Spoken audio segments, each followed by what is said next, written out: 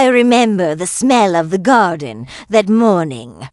It was a mixture of damp earth and the jasmine I had planted when we first moved into this mansion 22 years ago.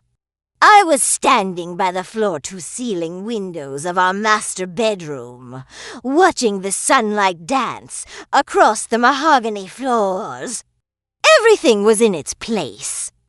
Every crystal vase, every silk curtain, every photograph framed in silver represented a brick in the fortress we had built together. Or so I thought.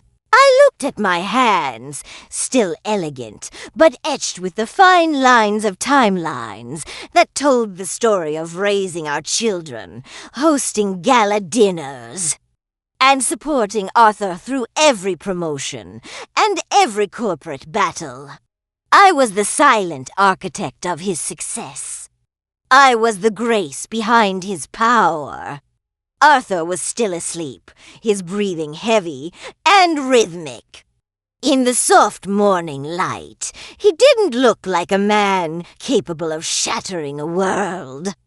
He looked like the man I had loved since I was 19. I walked over to his side of the bed and adjusted the duvet, a gesture of habitual care that I performed without thinking. My life was defined by these small acts of devotion. We were the gold standard couple in our circle.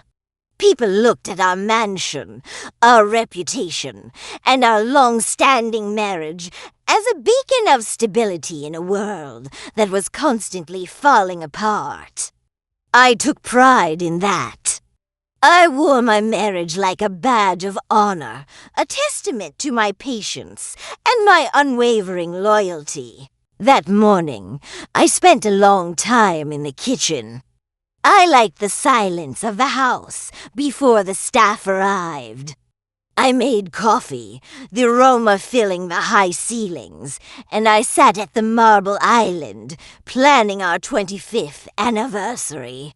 It was still 2 years away, but for a marriage like ours, a celebration required preparation.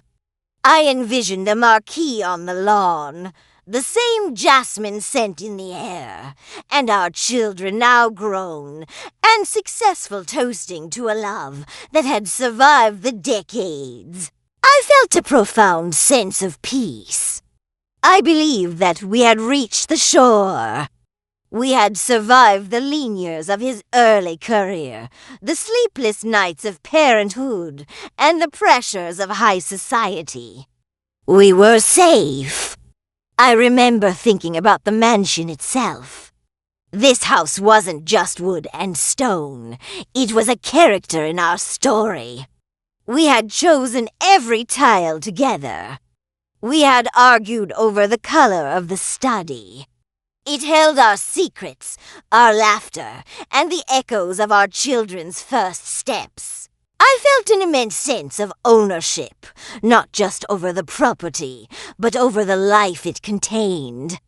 I was the queen of this domain, and Arthur was my king. There was no room for doubt in a house built on such a solid foundation. Or at least, that was the lie I told myself every time I noticed he was staying a little later at the office, or when he started carrying his phone even to the shower. I chose to see peace where there was actually a gathering storm. I walked through the long corridor that connected our bedroom to the west wing, my bare feet silent on the Persian rugs. Every piece of art on these walls had a story. That small, impressionist oil painting in the corner? We bought it in a dusty gallery in Florence when we had barely enough money for the flight back. It reminded me of a time when our ambition was a shared fire, a singular heat that kept us warm against the world.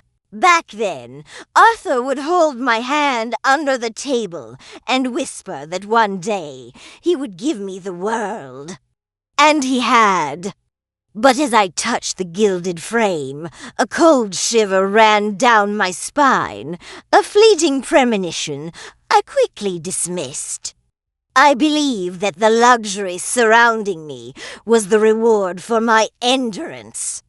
I had been the woman who stayed when things were hard, the woman who managed the household budget with surgical precision so he could focus on his firm. I was the one who smoothed his ties and calmed his temper. I felt entitled to this peace. I spent the next hour in my dressing room, a space that smelled of expensive perfume and pressed linen. I looked at my reflection in the three-way mirror. At 51, I still held a certain command over a room. My hair was perfectly coiffed, my skin maintained by the best treatments money could buy, yet there was a softness in my eyes that spoke of a woman who felt settled. I remember picking out a silk blouse in a shade of cream that Arthur always said made my eyes look like honey. I was still dressing for him. Every choice I made, from the flowers in the foyer to the vintage of the wine we served at dinner, was an unspoken dialogue with my husband. I was constantly curating an environment where he could feel like the giant he wanted to be. I didn't realize then that by making his life so effortless, I was making myself invisible. I was the foundation essential, but never looked at. Downstairs, the grandfather clock chimed, a deep, resonant sound that echoed through the marble hall. It was the heartbeat of the house. I began my morning ritual of checking the pantry and speaking with the housekeeper, Mrs. Gable. We spoke in hushed, respectful tones about the menu for the upcoming weekend. My daughter, Claire, was coming home with her new fiancé. I wanted everything to be flawless. I wanted her to see that a long marriage wasn't just a contract, but a beautiful, ongoing masterpiece. I remember pointing to the silverware, insisting it be polished until it shone like mirrors. I wanted the reflection of our family to be bright, blinding even. I wanted to drown out the small, nagging voice in the back of my mind that whispered about the frequent business trips to Miami and the new password on Arthur's iPad. I suppressed it with the weight of my silver and the thickness of my curtains. Arthur finally joined me for breakfast on the terrace. He looked impeccable in his charcoal suit, the image of corporate success. He kissed my cheek, a dry, fleeting contact that I tried to interpret as the comfortable affection of a long-term partner. He didn't look me in the eye as he scrolled through his emails. I watched him, noting the way his hair had turned a distinguished silver at the temples. I felt a surge of maternal, almost protective love for him. I thought I knew every wrinkle on his face, every shadow in his soul. I thought we were one entity. "You're quiet this morning, Evelyn," he said, without looking up. I smiled, pouring him more juice. "Just thinking about how lucky we are," I replied. He didn't answer. He just nodded, his mind already miles away, perhaps already in the arms of the secret he was keeping. I stayed in that silence, wrapped in the warmth of the sun, blissfully unaware that this was the last day I would ever feel truly safe in my own home. The change didn't happen like a thunderstorm. It happened like a slow leak in a basement, silent and devastating. It started with the way Arthur handled his phone. For 20 years, his devices were scattered around the house, as open as his conversations. But then, a subtle wall was built. He began placing his phone face down on the dining table, a small gesture that felt like a locked door. When I would walk into his study, he would reflexively close his laptop, his shoulders tensing for a split second before he would mask it with a forced, weary smile. "Just work, Evelyn. It never ends," he would say. I wanted to believe him. I needed to believe him because the alternative was a void I wasn't ready to face.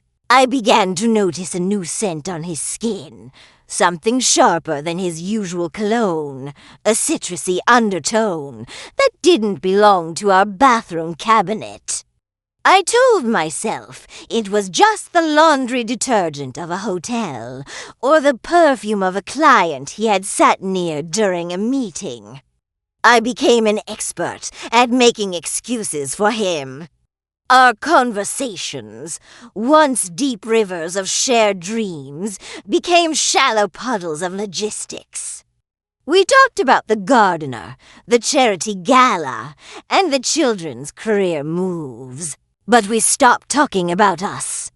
I would lie awake at night, staring at the canopy of our bed, listening to the rhythm of his breathing, and I felt a growing distance that no amount of physical proximity could bridge.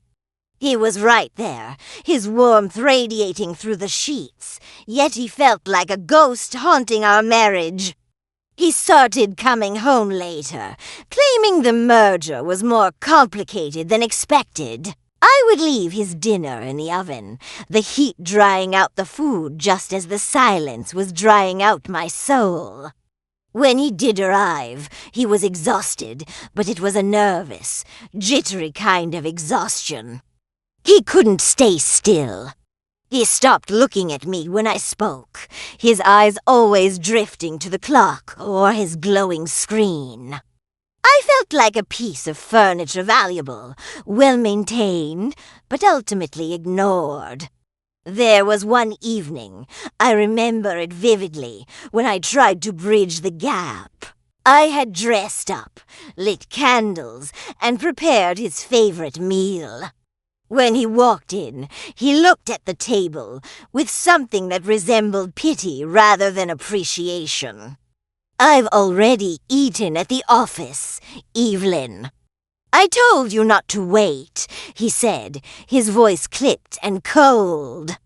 I stood there, holding a bottle of wine, feeling the weight of my own irrelevance. He didn't even notice the effort.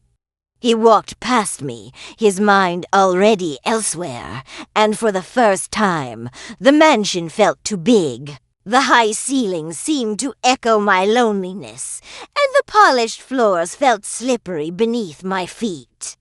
I started finding small receipts in his pocket's expensive jewelry stores I had never visited, florists that didn't deliver to our address. My heart would gallop, a wild animal trapped in my chest, but I would fold the receipts and put them back. I was terrified that if I spoke the words out loud, the life I had spent decades building would vanish in a puff of smoke. I watched him in the garden one Sunday afternoon. He was on a call, pacing near the jasmine bushes. He was laughing a genuine, light-hearted laugh that I hadn't heard in years. It wasn't the laugh he used for me or for our friends. It was the laugh of a man who was discovering a new world. I watched from behind the sheer curtains of the living room, feeling like a spy in my own home. Who was he talking to? What version of Arthur was he giving to them?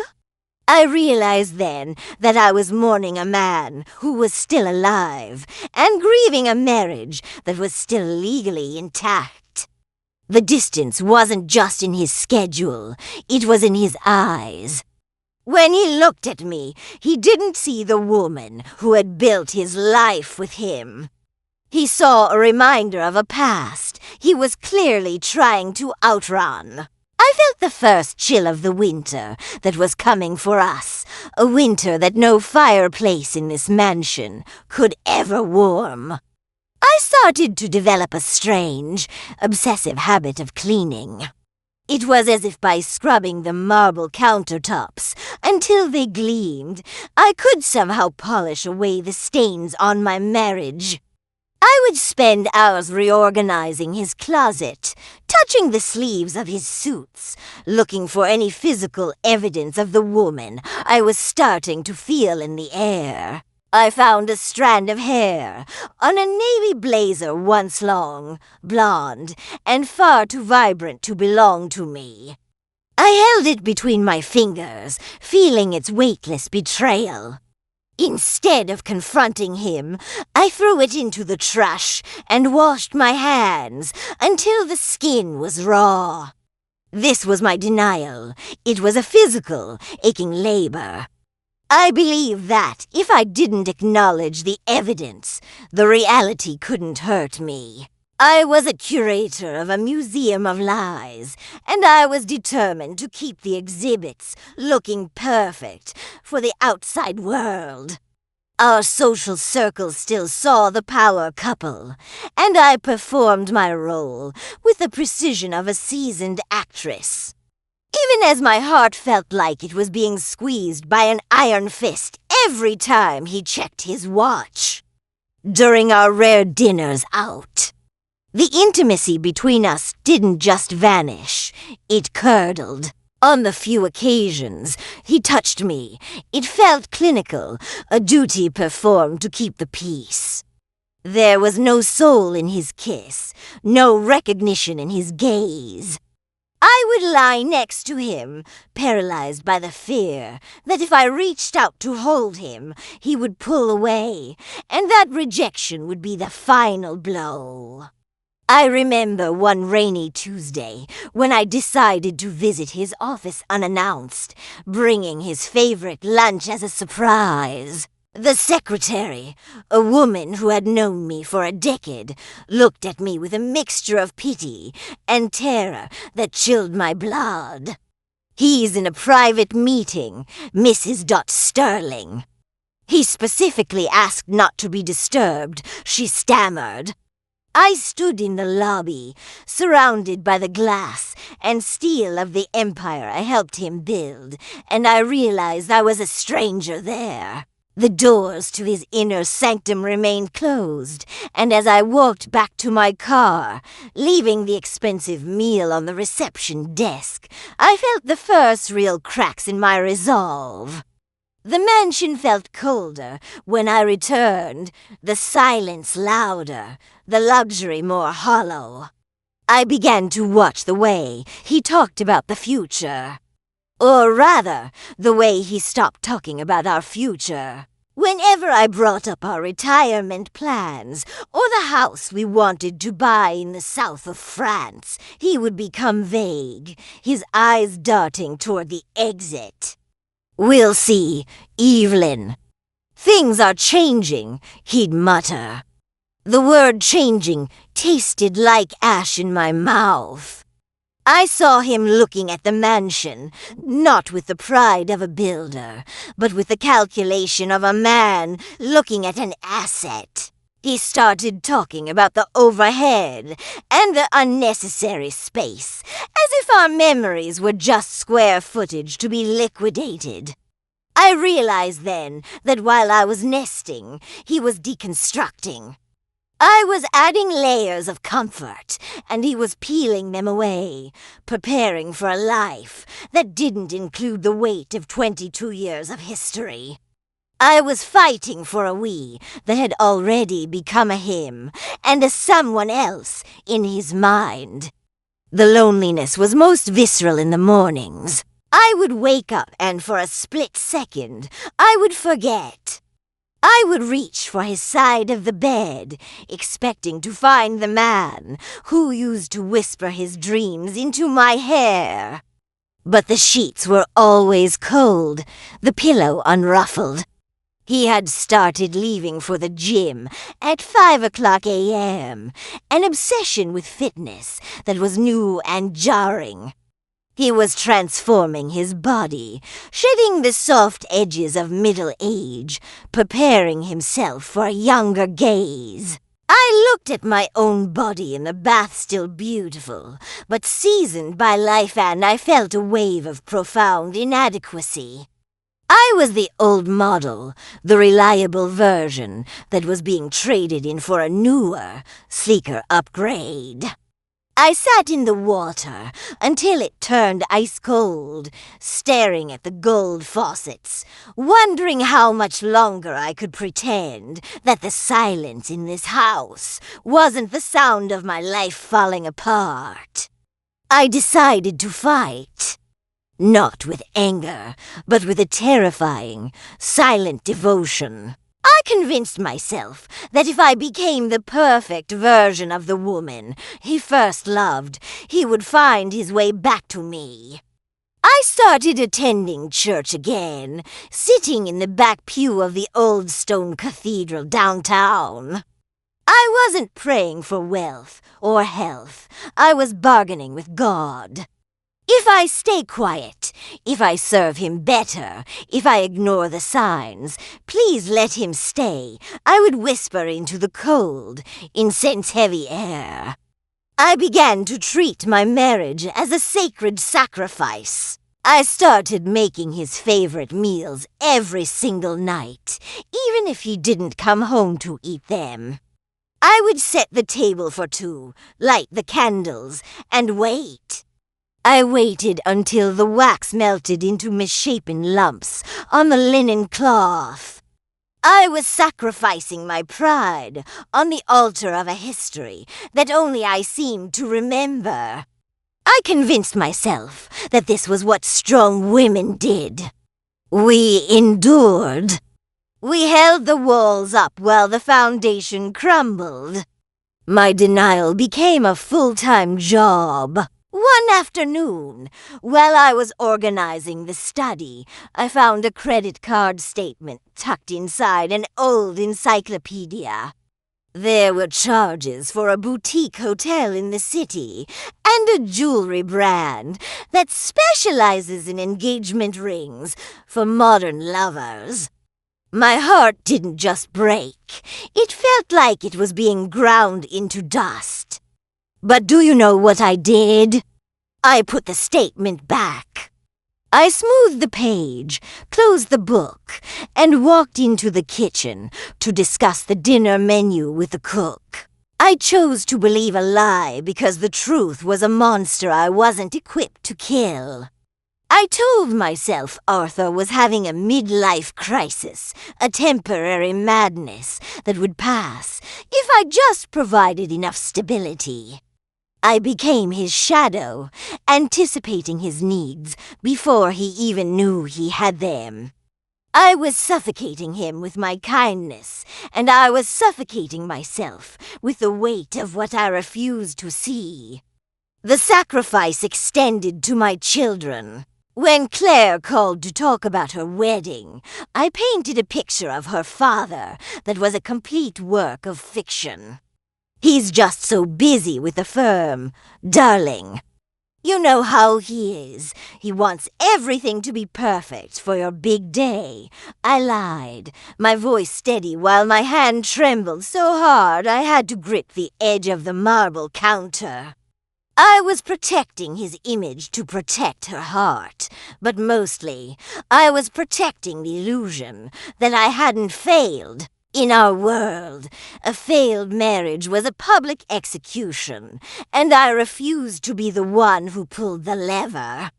I started taking long walks on the estate, talking to the trees, the flowers, anyone who wouldn't talk back. I felt like a ghost haunting the life of a woman who no longer existed. My faith wasn't in God anymore. It was in the power of my own silence. I believed that if I never spoke the word affair, it could never be true. I remember one night he came home smelling of expensive wine and a woman's sweat. He didn't even try to hide it anymore. He walked past me into the bathroom and turned on the shower. I stood by the bed, holding his discarded jacket, and I smelled the betrayal. It was thick and cloying. For a second, I wanted to scream, to tear the silk curtains down, to set fire to the mahogany floors. But instead, I took the jacket, hung it up carefully, and used a lint roller to remove the blonde hairs. I was a servant to my own denial. I sat on the edge of the bed and waited for him to come out, rehearsing a smile that felt like a scar on my face. When he finally emerged, he looked at me with such profound boredom that I felt smaller than the dust under the bed. "Go to sleep, Evelyn," he said. And I did. I closed my eyes and prayed for a dream where we were 21 again, and this mansion was just a sketch on a napkin, and he still looked at me like I was his only world. The shock didn't come from a whispered confession or a dramatic confrontation in a restaurant. It came in the most sterile, cold, and calculated way possible. It was a Tuesday afternoon, a day that felt like any other. I was in the small glass conservatory, pruning the orchids, trying to find some order in the chaos of my thoughts. My phone buzzed on the iron table. It was a notification from our shared legal and financial portal, something I usually ignored because Arthur handled all the heavy lifting. But the subject line caught my eye. Final notice of asset transfer and property valuation. My heart skipped a beat, a cold needle of ice piercing through my chest. I opened the document, my hands shaking so violently that I almost dropped the phone. It wasn't just a business deal. It was a blueprint for my disappearance. Arthur had been moving money for months, no, for years. The mansion, the sanctuary I had spent 2 decades perfecting, had been put up for sale weeks ago. And there was a new deed. A penthouse in the city, purchased in a corporate name I didn't recognize, but with a secondary signature that made the world spin. Eleanor Vance. I knew that name. She was the 26-year-old junior partner at his firm, the one I had invited to our Christmas party last year. I had served her drinks. I had complimented her dress. I had held her hand and told her how bright her future was. And there it was, in black and white, the valuation of our life together, being liquidated to fund a new one with her. He wasn't just leaving me, he was erasing me. He had already planned the funeral of our marriage while I was still trying to keep its heart beating. I drove to his office. I didn't call. I didn't think. I moved like a ghost through the hallways, my vision blurred by a red haze of disbelief. I walked past his secretary, ignoring her protests, and slammed his heavy oak door open. He was there, sitting behind his desk, looking at a catalogue of modern furniture. Not for the mansion, for the penthouse. He looked up, and for a second I saw a flicker of guilt, but it was quickly replaced by a cold, impenetrable mask of boredom.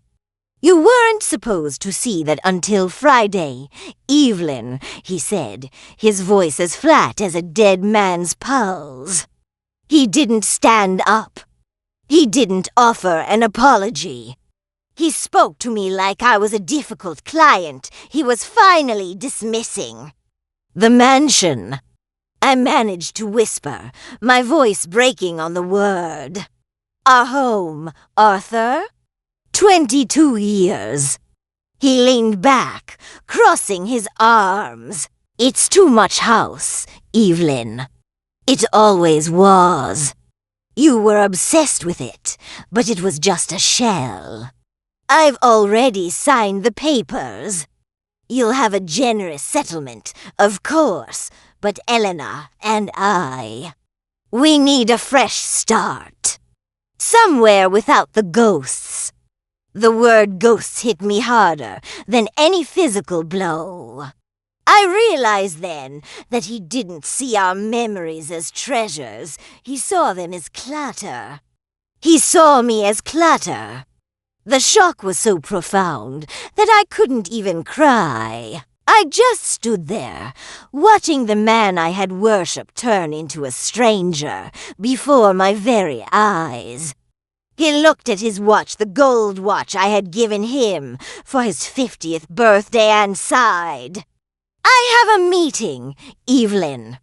We can discuss the logistics later. Please, don't make this more difficult than it needs to be. In that moment, the mansion didn't feel like a fortress anymore. It felt like a tomb, and I was being buried alive, while the man I loved held the shovel.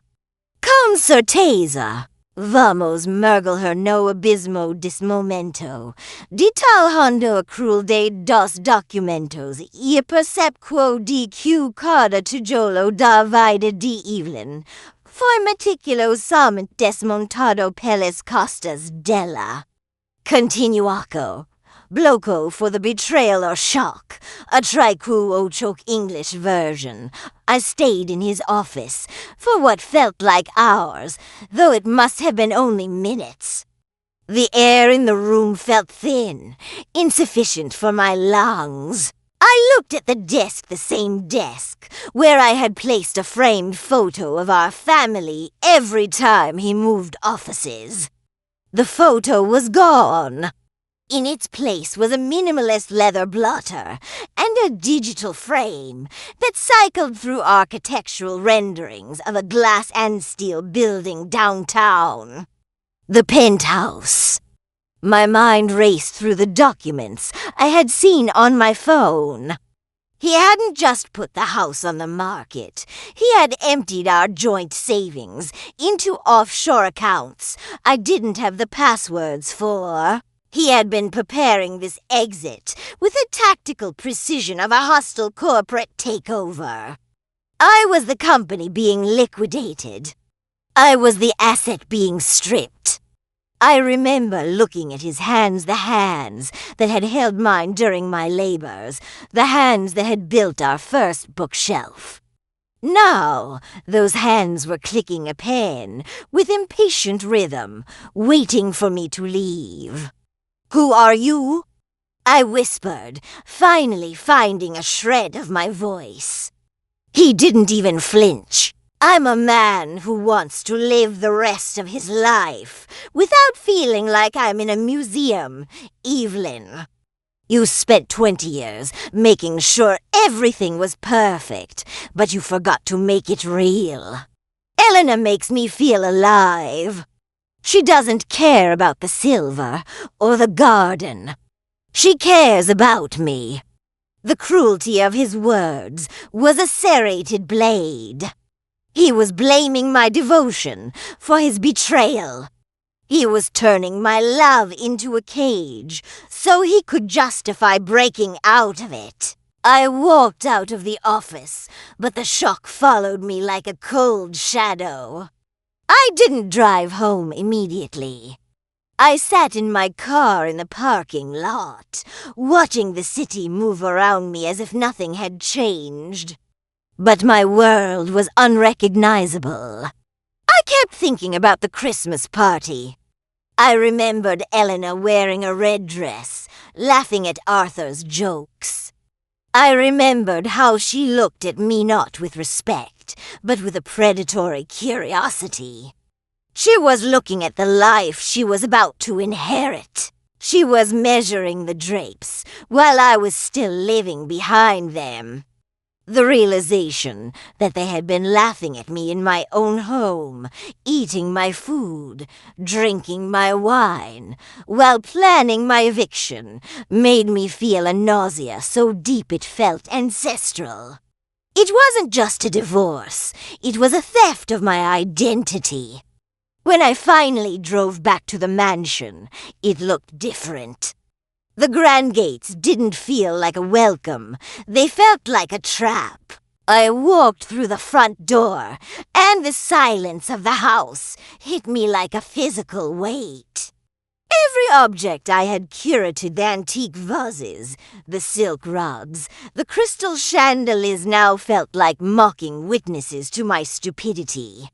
I had built a palace for a man who wanted a bachelor pad.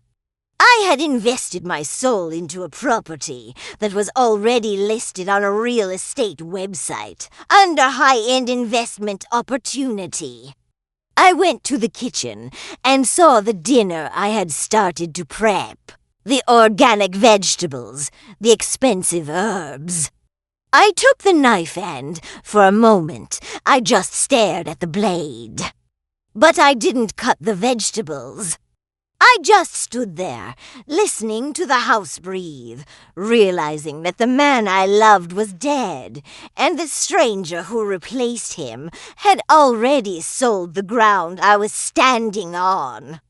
Arthur arrived home late that night, expecting, perhaps, to find me collapsed in tears or packed and gone. Instead, I was waiting for him in the grand dining room. I had lit every single candle in the silver candelabras. The table was set with our finest china, the gold-rimmed plates we only used for heads of state, and the rarest celebrations. I sat at the head of the table, not the side, wearing the black velvet gown I had bought for our anniversary. When he walked in, the smell of the extinguished orchids and the heavy wax filled the air. He stopped at the threshold, his leather briefcase looking like a weapon in his hand. He looked annoyed, not remorseful. "Evelyn, what is this?" "I told you, I'm tired."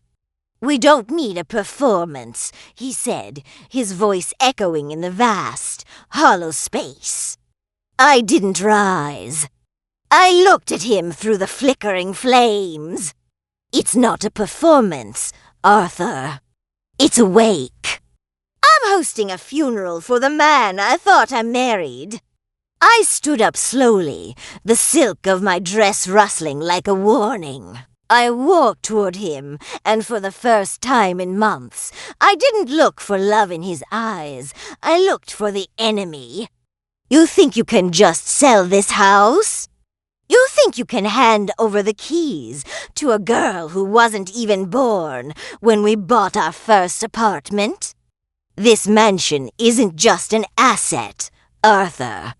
It's 22 years of my breath, my blood, and my silence." He laughed then, a short, cruel sound. "Your silence? You chose this, Evelyn. You wanted the mansion. You wanted the status. Don't act like a martyr now. You enjoyed the view from the pedestal I built for you." The slap didn't feel like violence. It felt like a signature.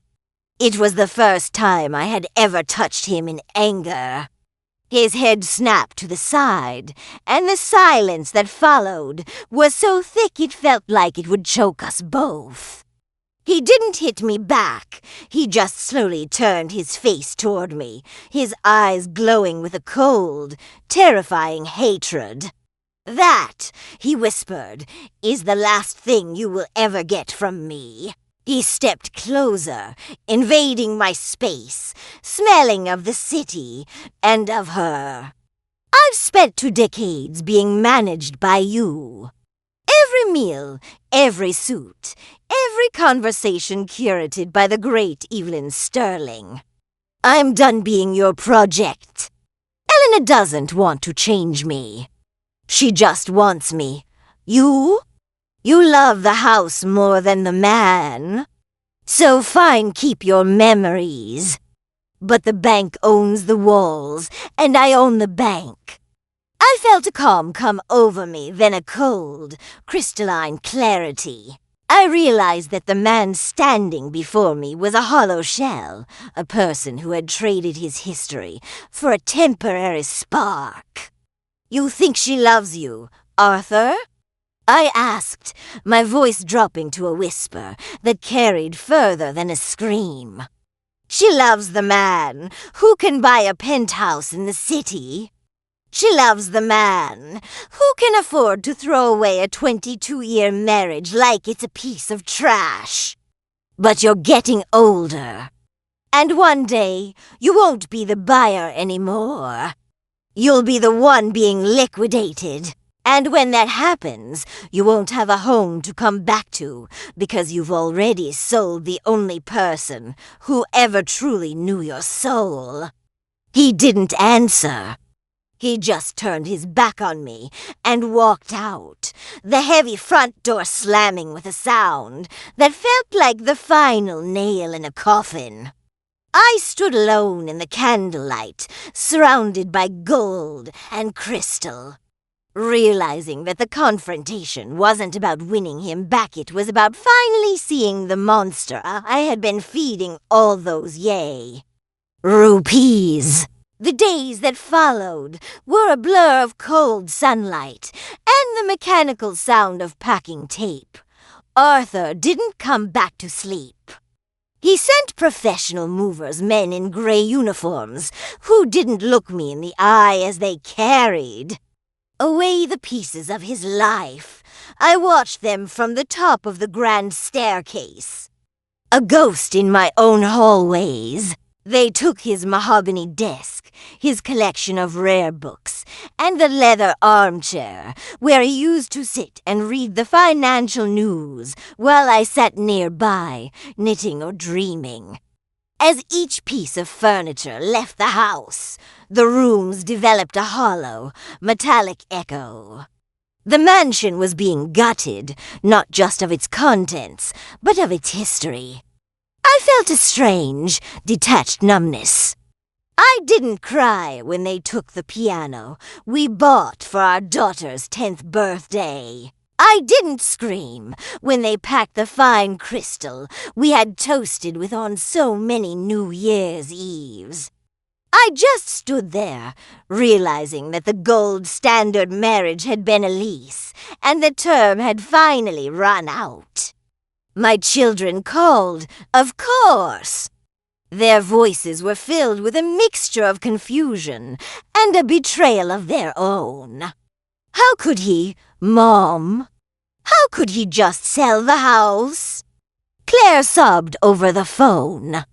I had to be the one to comfort her, even as I was the one bleeding.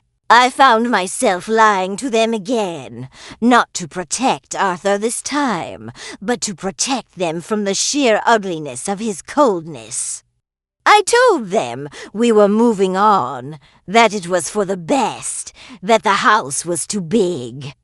I was still managing the narrative, still trying to polish the wreckage of our family so they wouldn't see the jagged edges. But at night, when the movers were gone and the house was half empty, the silence was predatory. I would walk through the rooms with a flashlight, seeing the dust outlines where our life used to be. The ghosts Arthur had mentioned weren't there. It was worse than ghosts. It was nothingness. I received a letter from his lawyer, a thick envelope that arrived via courier. It was the formal settlement. It was a staggering amount of money, enough to buy 3 smaller houses, enough to live in luxury for the rest of my life. But as I read the numbers, I felt a wave of nausea. This was the price of my replacement. This was the check he was writing to buy his freedom from his own past. He was paying me to disappear, to be quiet, to not make a scene at the upcoming charity gala or in the gossip columns. I realized then that to Arthur, I was just another line item on a balance sheet. He was buying out my share of his life so he could merge with Elena Vance without any outstanding debts. I stared at my name on the legal documents Evelyn Sterling Ann for the first time. It looked like a brand name for a product that had been discontinued. I spent one final night in our master bedroom. The bed was still there, but the duvet was gone, and the curtains had been taken down to be cleaned for the staging of the house. Without the silk drapery, the room felt exposed, the moonlight harsh and unforgiving. I lay on the bare mattress, looking at the ceiling, and I realized that I had spent 20 years building a fortress to keep the world out, only to realize the enemy was inside the gates all along. I thought about the younger woman, Elena, moving into her glass penthouse with the modern furniture. I wondered if she knew that she was just buying a ticket to a show that had already been cancelled once. I felt a sudden, sharp pang of pity for her. She thought she had won a king, but she had only inherited a man who didn't know how to stay when the curtains fell. I fell asleep to the sound of the wind whizzing through the empty vents of the mansion, a hollow sound for a hollow life. The morning I left the mansion for the last time, there was no audience. No photographers, no socialites, no husband pleading for forgiveness. There was only the sound of my heels clicking against the marble for the final time. I stopped at the front door and looked back. The house was empty now, stripped of the layers of silk and silver I had used to dress it. Without the furniture, it was just a cold, echoing box of stone. I realized then that I wasn't losing a home. I was being released from a museum I had spent my life guarding.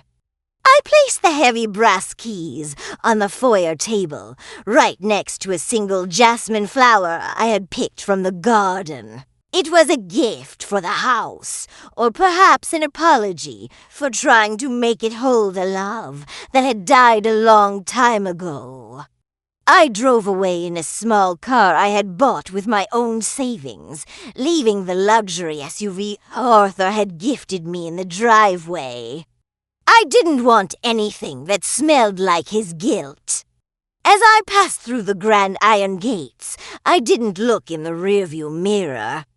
I knew exactly what was behind me, a beautiful, gilded lie. I moved into a modest cottage by the coast, a place where the air tasted of salt, and the only hierarchy was the rising and falling of the tide.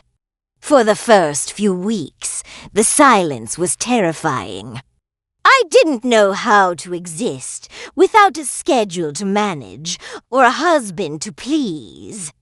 I would catch myself looking at my reflection, searching for the great Evelyn Sterling, only to find a woman with messy hair and tired eyes. But for the first time in 22 years, those eyes were mine. They didn't belong to a marriage. They belonged to a person. Arthur married Elena 4 months later. I saw a photo in a digital magazine, a sleek, minimalist ceremony on the roof of their penthouse. He looked handsome, but there was a stiffness in his smile that I recognized. He was already performing for a new audience, already building a new pedestal. I felt a strange sense of relief. I wasn't the one who had to polish that smile anymore. I wasn't the one who had to hide the receipts or ignore the scent of citrus on his collar. I closed the laptop and walked down to the beach. The sand was cold beneath my feet, and the wind was fierce, but it felt honest. I had lost the mansion, the status, and the man I thought was my soulmate, but in the wreckage, I had found something far more valuable, my own voice. I spent the evening writing letters to my children, real letters, without the polish, without the lies. I told them that their father was a human being who had failed, and that I was a woman who was finally learning how to breathe. I realized that my life wasn't over. It was just beginning its second act. The mansion would be sold to a new family who would fill it with their own dreams and, eventually, their own ghosts. But I was free. I sat on my small porch, watching the sun sink into the ocean, realizing that you don't need silver to be refined, and you don't need a mansion to be whole. I am Evelyn, and for the first time in my life, that is enough. The story of the Sterling family ended with a sale, but my story is just starting to be written.